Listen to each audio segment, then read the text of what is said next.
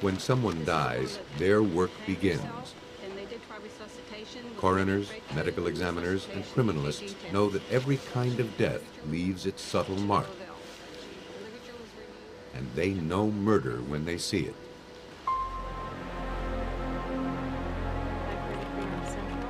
Early in the morning of April 16, 1988, the Glendale, California 911 dispatcher received a call about a man in cardiac arrest. The call was placed by Dr. Richard Boggs, a respected neurologist.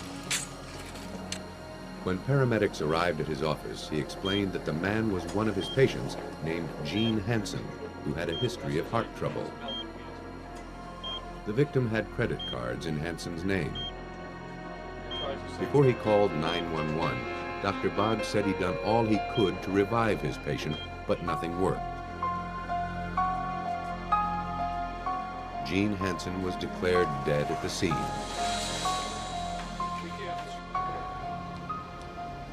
At the LA County Coroner's office, the body was given a routine autopsy. The office sees 200 bodies each day, and this one was just another face in the crowd. Seeing no immediate cause of death except for a few marks on the heart, the coroner deferred to the diagnosis of the victim's personal physician, Dr. Boggs. Hansen's cause of death was listed as heart failure due to a dangerous heart condition.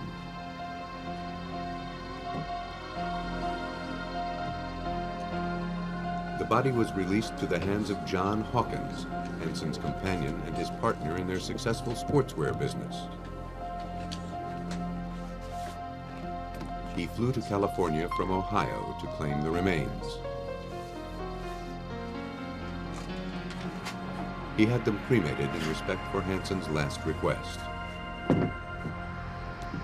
Hawkins, as his partner's sole beneficiary, then received the first million of Hansen's $1.5 million life insurance policy. Usually, that would be the end of the story. But this story was just getting started. 5 months after the death, an insurance agent was closing Hansen's file when she noticed something strange. The face on Hansen's autopsy photo didn't resemble the photo supplied by the Department of Motor Vehicles. To double check, she requested that the thumbprint on file at the DMV be compared with the one from the autopsy. No doubt about it. These were two different men. And that raised two vital questions. Where was the real Hansen, and who was the dead man? The agent had uncovered something a lot more serious than insurance fraud. Though they're situated next to each other, the difference between Glendale, California and North Hollywood is like night and day. But this is where Glendale police went to solve the mystery of the dead man who wasn't Gene Hansen. Police determined from fingerprints and missing persons reports that the man was really a bookkeeper named Ellis Green.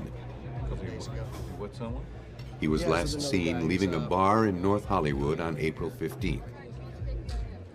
The next day, he was declared dead under an assumed name in Dr. Boggs's office. Sergeant John Perkins of the Glendale Police tried to sort out what happened. A photograph of Ellis Green's body that was depicted in the doctor's office was taken to his elderly aunt, and that photo was shown to her. She identified that as being Ellis Green, her nephew. Now we knew we had the real body, the real name, but we still didn't have an exact or approximate cause of death. Demonstrating how Green died was only half the task before him. Investigators also had to prove that the real Gene Hansen was still alive. By now, months had passed.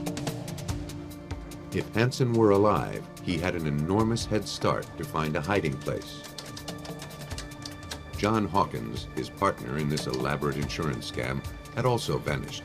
along with $1 million of insurance money. Michael Button, John Perkins. Police concentrated on the last person to see the victim alive, Dr. Boggs. Hello, officers. I'm Dr. Boggs. What can I do for you? Police paid a visit to him to find out about the man who died in his office. Boggs told them that he'd been a patient for years. Boggs knew him only as Melvin Eugene Hansen, or Gene. He had no reason to suspect it was an assumed name. Faced with a search warrant, he handed over his patient's files. Is there anything else we could